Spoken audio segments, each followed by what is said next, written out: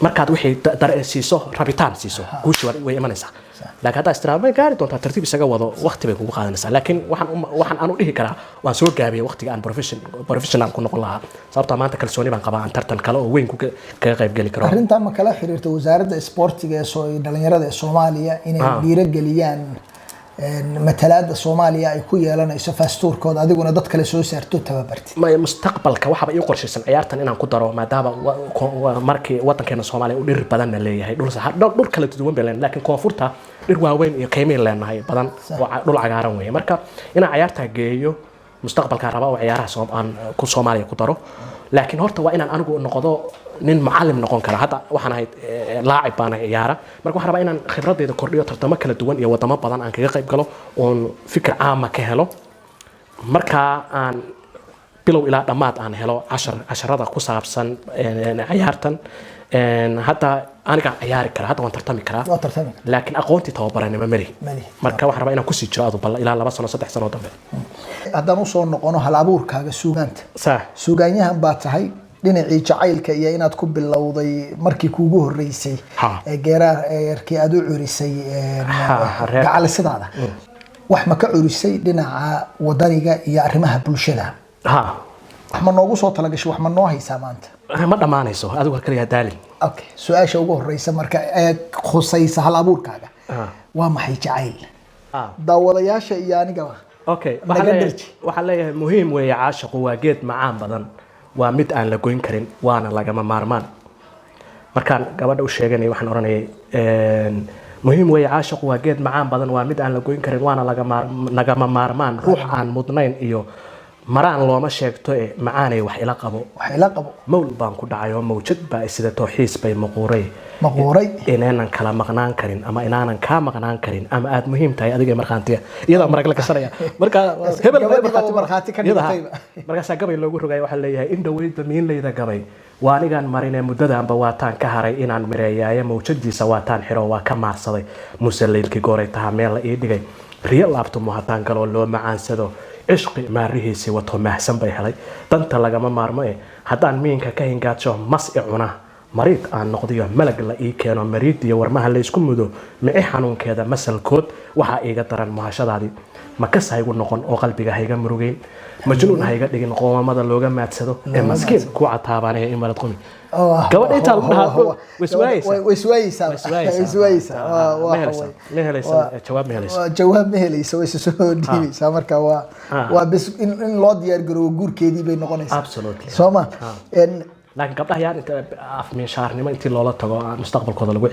ciyaarin markaad gabar sidaas oo kale ugu hadlayso waa gabar aad rabto inaad nolosha isla dhamaysataan arrin qurux badan yaan gabdhaha mustaqbalkooda lagu ciyaarin gabarnimadeeda gabar kaga ciyaarta ha ka tegin marka gabdhaheena sharafta leh yaan sharaftooda la qiimo ridin habluhu waa naruuriya nuurkii adduunkee noolaada weligiin waa inoo nusqaameen nabar iyo xanuun iyo nudub aan fuqayn iyo naafaanu yeelay rabbigiina umow naarti ka dheereen waa ceel ama aan dhihi karo il burqanayso oo suugaantiisa uga soo daadanayso xaasha lillah dumarka waa laga xishoodaa xanaaq lama aadahay warka loo xutubiyaa xaawaba hadaanu aadan helin maba xayaadneenay xasuustaadu waa sidee xaalku ka yahay adigoo xayeysiya haday xumaha ka dhurtay xuduntooda adigoo ka go'ay oo xinjire dhiiga xubnaha horaadada adoo lagu xoogeeyay macaanihi moogtahay xubnaha horaadada adoo lagu xoogeeyay marna ina xumaysaa ma tahay tala laga xooriyay ku xujooday wiiliyo markaad ximisay naaga oo xakab oodan bay ka gashay iyo xire ciriiriyoon xayeysiis hamoodina habluhu waa xusgooniya ee orodoo ka xaal mar intaan lagu xifaalayn hal xaal mariyo intaan lagu xifaalayn hablaha dhinaca arrimaha bulshada iyo wadaniyada maxaad aniga suugaanteeduba waxay daaran tahay majority guud ahaan marka la isdul taago laba qodob bay ka duushaa waa jacaylka oo asaaska u ah nolosha suugaanteeda saldhig waxa waa halkay ka soo bilaabatay ay ka soo burqatay tan labaad oo aan daray anigu waxaan ahay Somali nationalist aan waxaan ahay waa jeclahay wadankayga iyo xuduudihiisa iyo calankayga iyo dadkayga horumarna waan u rajaynayaa inay nabad noqdaan wax Soomaalinimada ka hooseysa ima deeqan waa ku siin waa suugaan baa ku sheegay suugaan baad igu sheegaysaa suugaan baa kuga sheegaya aniga iyo daawadayaashaba waxaan sugnaa waa maansada waxa la yiraahdaa nin balaaran baan ahay nin balaaran maansadii nin balaaran baan ahay iyo abwaan sahal qardhood waxaadna kala socotaan barnaamijka booqashada baana caymuun oo maanta marti uu iigu yahay abwaan Sahal Qardhood. marka waatan waxaan idhi nin ballaaran baan ahay beel iyo ka weyn jees iyo koox bannaan tuban halkaan beegso leeyahay bayaan waa u arkaayo fikirkayga lama boqo sida buunshadoo kale baalbaashan maayo hadda baalma tegayee birta culus ayaanahay baahida daraaddeed bakti uma cunaayo sharafkana ma baayaco bulshadayda Soomaal barkastay ku nool yihiin waa ii barwaaqo ima deeqo baaquli iyo maamul beeleed mana ihi cunsuri baas bari iyo anaa dega buraan soonaheeda oo berberiya ana iskale Booram iyo Jabuuti wiil banaadir baan ahay baydhaba Jannaay iyo buraha kaba dhankeeduna boodka aan dugsanayo gaashaan buuxa weeyo barawaan ku dhaataa dhulku cada ugu boobiyo qoraxay bankeedii shiilaabo baadweyn goday beesha sii taal baraan aad isleeyahay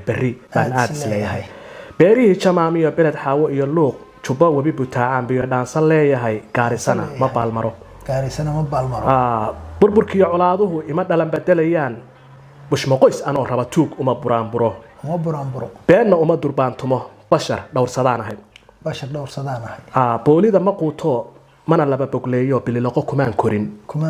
jaahil baa wax bi'iyee barashada aqoontaan buugaa ku kaydshaa inta aanad been dhurin inta kuwa xaafad inta aadan bila dhurin ama inta aadan been dhurin horta baro ruuxa aan ahay baro ruuxaan ahay marka maansada nin ballaaran baa la yidhahdaa nin ballaaran waa maansadii nin ballaaran oo barnaamijkii aan kusoo gunaanudayno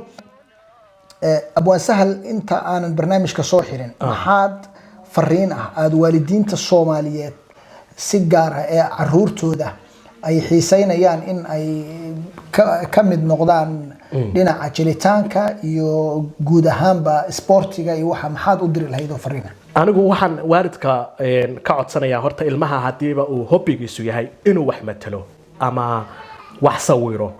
ama gabiyo ama heeso inay garab istaagaan sababtoo ah ilmihii oo u qaaban inuu heesaan noqdo haddii aad dhakhtarnimo u dirto wuu ku caajisayaa waqtina iyo dhaqaale iyo energy baa lumaya marka ilmaha markuu yar yahay waalidiinta caalamku way la sheekaystaan ilmaha saaxiib bay leeyihiin ilmaha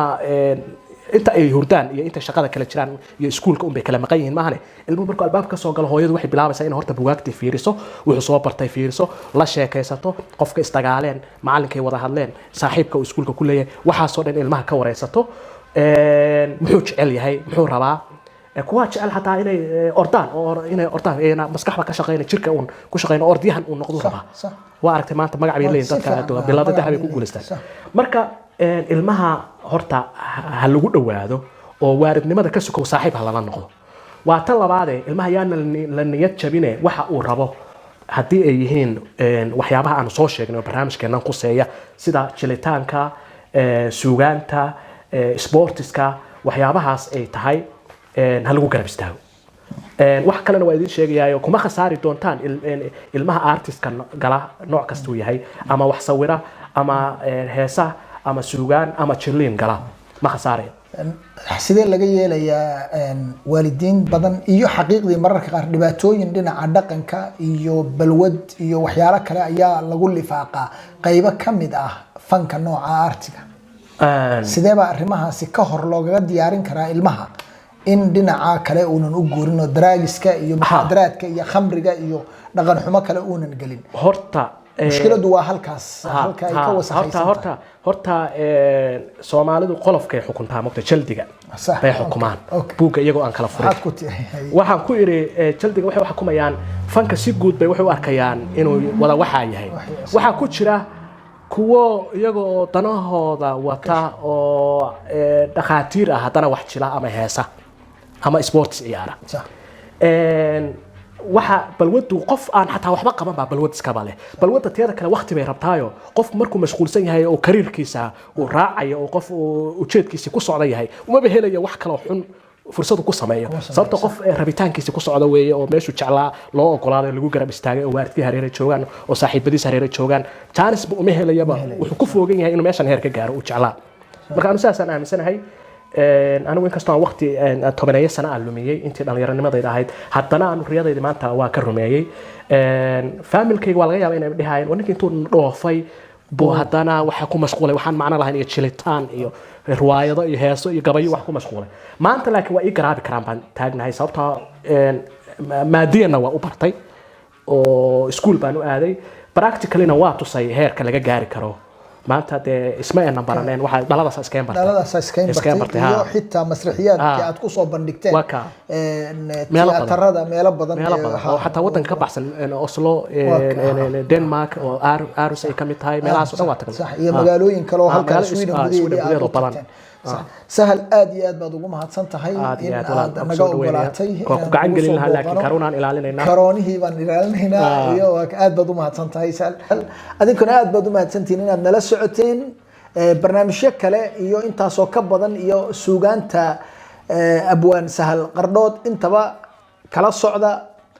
warbaahinta deegaan codka geeska waa anigoo Cabdifataax Baana Caymuun oo idin leh kulanti dambe oo xiiso leh